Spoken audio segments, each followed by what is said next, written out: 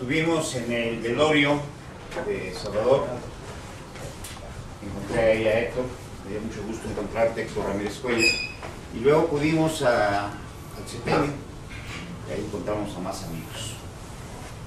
Salvador representa para mí la persona de ideas, mi compañero, los últimos 5 años. Yo creo que gastó muchas horas en el asiento de copiloto. Él no manejó nunca mi carro, pero era mi compañero de trabajo. Me da gusto hablar con él, de él con alegría. Yo creo que lo más importante, se lo dije a su hija Abigail, que más importante es lo que es un hombre optimista y alegre. No era un hombre frustrado, no era un hombre amargado, un hombre de ideas, un hombre de convicciones. Hicimos muchas travesuras al sistema político. Él es parte de mi familia.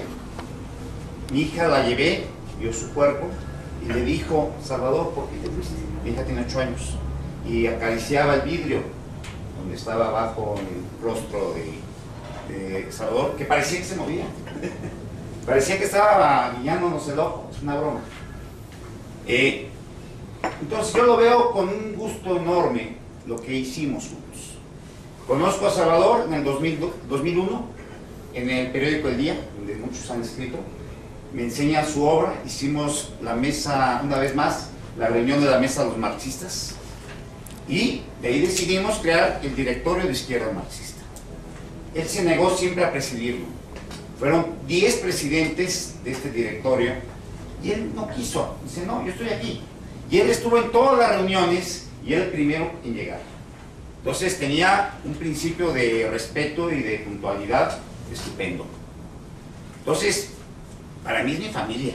Es un hombre, como tantos de mis familiares que se han ido, que lo vimos, lo abrazamos, nos peleamos con él, tenemos diferencias. Y él también tenía diferencias, pero nunca me corrigió un solo escrito, una sola línea de mis propias ideas. Coincidimos en mucha salud, coincidimos en muchas expresiones, coincidíamos, éramos marxistas, prosocialistas. Él, salud, en un momento dado, en el momento político que vivimos, en las elecciones del 2003 y luego al 2006, pues primero en su campaña para presidente municipal de Ciudad de Nezahualcóyotl, que es lo que nos ha dicho hoy, tuvimos diferencias, había detalles de él, en un sentido espléndido y en otro sentido, de pronto, en un conflicto de crisis. ¿Y cómo resolver la crisis? No había manera de resolverla. Y ya no hablemos por qué de las circunstancias. Entonces, fuimos avanzando. Me dio a que por favor transmitiéramos su libro de economía política. Efectivamente, como dice Héctor, se quedaron sus apuntes de historia de México. Yo creo que los terminó, yo creo que por eso muere, porque era un hombre excesivo en su capacidad de trabajo. Dicen que no dormía, y creo que algunos hacemos parte de lo mismo. Entonces tenemos que aprender de este ejemplo que nos deja Salvador, tener más cautela, más reposo, más cuidado de nosotros mismos. Pero le pregunté a Abigail, o le pregunté a la familia, ¿dónde quedó este documento? Lo último que hizo. Seguramente lo terminó, porque quedamos en vernos en enero. Se desaparece de nuestras reuniones políticas por allá por el mes de octubre, y él dice: nos vemos en enero ya con el material de la historia de México.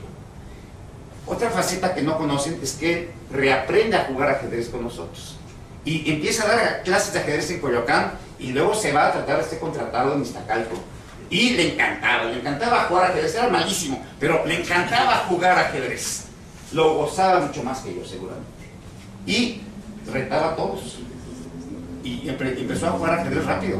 Se negaba a jugar con reloj, pero empezó a jugar rápido y llegó a jugar ajedrez con reloj. Entonces era un hombre versátil, un hombre dialéctico.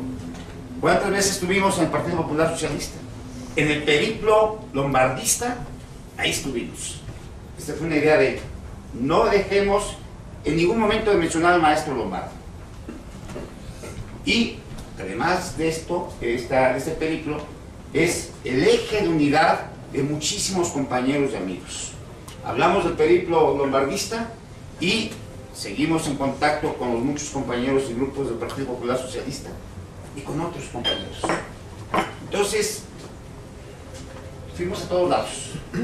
Fuimos a Nezahualcóyotl, fuimos a casa de Luis Guzmán, Estuvimos en la Embajada de Venezuela muchas veces. Según Arévalo, se nos concedió la figura de asilo político. Y quedó para su conciencia o para su gusto la determinación de no aceptarlo. Entonces, es algo muy interesante, sea cierto o sea falso. Entonces, esto es algo importante que irá la historia del tiempo descubriendo los alcances de nuestra lucha. Fue castigado por la delincuencia y el crimen organizado de este país, fue asaltado, fue desmantelado en sus saberes, y eso le causó conflictos, pero nunca perdió la sonrisa. Entonces, eso es parte esencial de un hombre que está satisfecho con su obra. En su registro para ser candidato a presidente de México, candidato independiente, él dijo, ya lo logramos, ya está ahí lo que queríamos. Hicimos un precedente y con el grupo Constitución y República dijo, no nada más me conformaré con ser candidato a diputado, quiero ser candidato a la presidencia de mi país. Pero lo hacemos, y lo hicimos. Y fuimos varios compañeros testigos de ese momento histórico, y gracias al licenciado, por pronto, Fausto Cantupeña, y luego, por supuesto, con la colaboración del licenciado Alberto Urcelay, hicimos otra travesura. Durante 2 años, ganamos un fallo de la Suprema Corte de Justicia de la Nación, que apenas el 25 de julio de este año vuelven a echar abajo todo el asunto de las candidaturas independientes. Entonces, es parte de todo un proceso. En la mesa de los marxistas nos juntamos con todos los grupos socialistas y comunistas de este país y muchos liberales.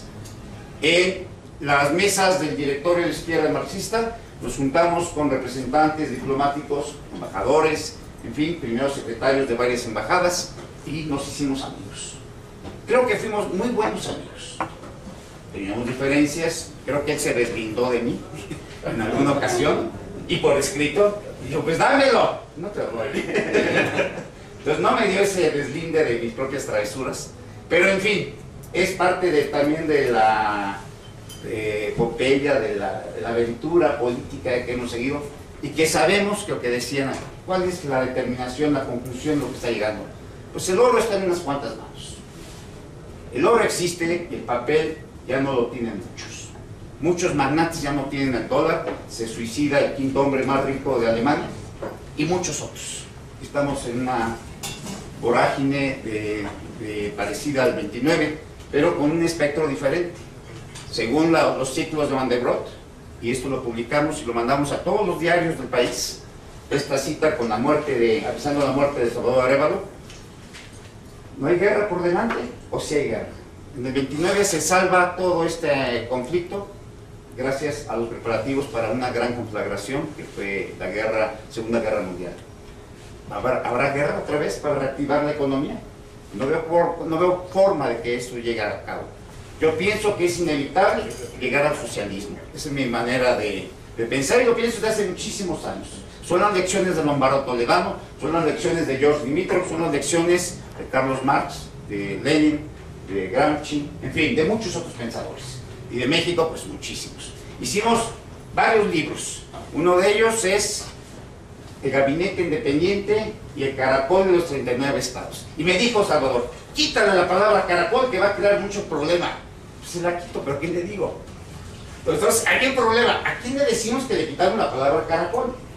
Entonces, se la quito ahorita. Pero ya se quedó.